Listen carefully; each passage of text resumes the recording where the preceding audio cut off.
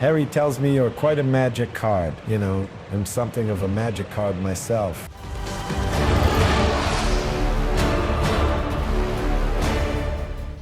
Before I start the video, as a quick reminder, check out my links down below to help support the channel. I am now in partnership with Baron of Dice. They have some awesome TCG accessories like playmats, deck boxes, and dice. And if you want to level up your setup, it is the perfect way to do so. And if you want to support the channel directly and get some sweet perks, consider joining the Patreon. If you want to get early access to videos or even some deck help, Patreon is where it's at. And so without further ado,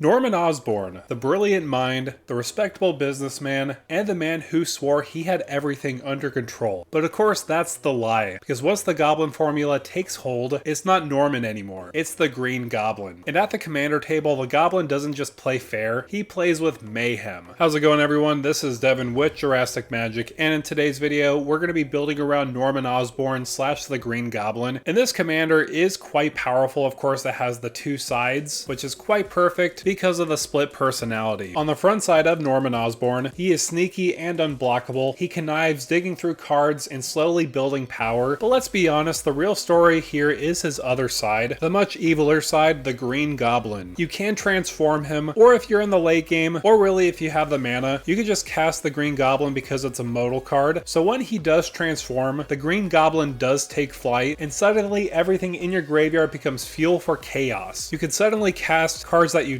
discarded at a reduced rate of 2 mana. This leads to a broken and chaotic game strategy that really had my brew juices flowing. So in today's video, I'm going to go over a couple of sections. I'm first going to talk about the Goblin Formula, essentially the discard enablers. Following that, I'll talk about the Goblin's experiments like discard payoffs. And finally, I'll talk about explosive mayhem that'll help us win the game. And no, without further ado, let's get us started by making this deck.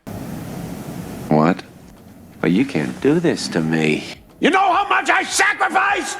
So in this first section, we're talking about the Goblin Formula, and what makes the Goblin thrive is discard. Every time you throw something away, he finds a way to twist it into more damage, more mana, and more mayhem. We could start with classic looters like Psychic Frog and Ghostly Pilferer. These are great because they have activated abilities by discarding a card for free. You don't have to tap them or anything. Psychic Frog I specifically like because it could grow and get you card advantage. There are other ways we could discard cards by tapping some creatures like Vohar, Rona Herald of Evasion, and Likeness Looter. These ones are particularly good, even though they're not as good as Psychic Frog or Ghostly Pilferer, but I still think they're pretty good secondary options because you tap, draw a card, and discard a card. When they're on the battlefield, they're free, consistent ways of discarding cards, so that way we could cast them later with the Green Goblin. I will say something else that's pretty cool about the discard payoffs. Let's just say, hypothetically, someone tries to destroy your Green Goblin and you have a counter spell, but it might be too expensive. You could use one of your discard outlets, discard that counterspell, and play it from the graveyard because that counterspell will be too cheaper to cast. Of course, with the ability, timing rules will still apply. With instant speed spells, you could discard them on your opponent's turns and cast them for cheaper. So that's just something I quickly wanted to highlight. But in a general sense, all these looters will help you spiral out of control and cause a lot of mayhem. Some other cards I personally like are Big Score and Unexpected Windfall. You get a throwaway card, gain treasure, and if you somehow discarded one of these cards, you could cast them cheaper for 2 mana, basically making up for that, getting 2 treasure tokens and drawing 2 cards. And if you really want to crank the chaos, Chain or Nightmare Adept turns every discarded creature into a hasty threat straight from the graveyard. Norman might call it a strategy, but the Green Goblin calls it fun. So now that I've talked about the Goblin Formula with a lot of discard enablers, let's talk about the Goblin's experiments with some discard payoffs. And let's first start off with Monument to Endurance. This is a crazy card in this list. Whenever you discard a card, choose one that hasn't been chosen this turn. You draw a card, create a treasure token, and each opponent loses 3 life. So this is perfect in this kind of list, because if we want to cast something we discarded, we can make an extra treasure token, or if we want to draw a card, we could do so whenever we discard a card. And in some situations, each opponent losing 3 life can be pretty useful, especially if their life totals are pretty low. Other suggestions I would like to quickly highlight is Bone Miser and Surly Badgersaur. Each of them are pretty similar in what they do. Whenever you discard a creature, land, or a non-creature spell, you get some kind of effect. I particularly like Bone Miser a little bit more. When When you discard a creature card, you create a 2/2 black zombie creature token. Whenever you discard a land card, you add 2 black mana. Whenever you discard a non-creature card or a non-land card, you draw a card. So this one is quite powerful, putting a body on the battlefield, giving us mana, and giving us card draw. But of course, early Badgersaur is pretty good too. Of course, it's a dinosaur, so I have to call that out. But this can be equally as good. Whenever you discard a creature card, you put a +1/+1 counter on Surly Badgersaur. Whenever you discard a land card, you create a treasure token. Whenever you discard a non-creature, non-land card, Surly Badgersaur fights up to 1 creature you don't control. So this is pretty good because it's buffing itself up, giving you treasure, and basically giving you removal on a body, fighting other creatures. Speaking of removal, when you're discarding a lot of cards, don't forget Archfiend of Ifnir. This is a crazy card in this list. If we're discarding a lot of cards, this is going to be a nightmare for your opponents because they won't have any creatures on the battlefield. Whenever you cycle or discard another card, you put a -1/-1 counter on each creature your opponents control. So this is a one-sided board wipe if they get enough -1/-1 counters on them. Another card I would like to point out is Captain Howler, Sea Scourge. I love this card because it's a shark pirate. A long time ago, I made a deck list for this, and it's a very fun commander overall. It has a pretty good ward ability by paying 2 and paying 2 life, and it has a pretty good ability whenever you discard 1 or more cards, target creature gets +2/+0 until on a turn for each card discarded this way. When that creature deals combat damage to a player this turn, you draw a card. This is going to be particularly good with our commander because he has flying, he has that evasion, you could swing in the air potentially uncontested unless they have a big dragon on the battlefield. Let's just say hypothetically you discarded 4 cards, you could give Norman Osborn or the Green Goblin +8/+0, making them huge when you swing in with them, and of course you'll get some card advantage along the way. Speaking of card advantage, you might as well include Riel the Everwise. Whenever you discard 1 or more cards for the first time each turn, you draw that many cards. So let's just say hypothetically you discarded 5 cards, that means you just get to draw 5 cards with Riel. So this can be a great engine for us to get a lot of cards in our hand. And another way we can get card advantage is by using Dr. Octopus Master Planner, and technically he doesn't really synergize with discard, at least on the surface, but when you look at it deeper, at the beginning of your end step, if you have fewer than 8 cards in your hand, draw that cards equal to the difference. So let's just say you discarded your whole hand with Psychic Frog, well that means you get to draw 8 cards at the beginning of your end step. Of course he has the added bonus, other villains you control get +2/+2, making Green Goblin himself a little bit beefier. So of course to me that is perfect, but of course with Green Goblin, he doesn't just play with creatures, he plays with fire.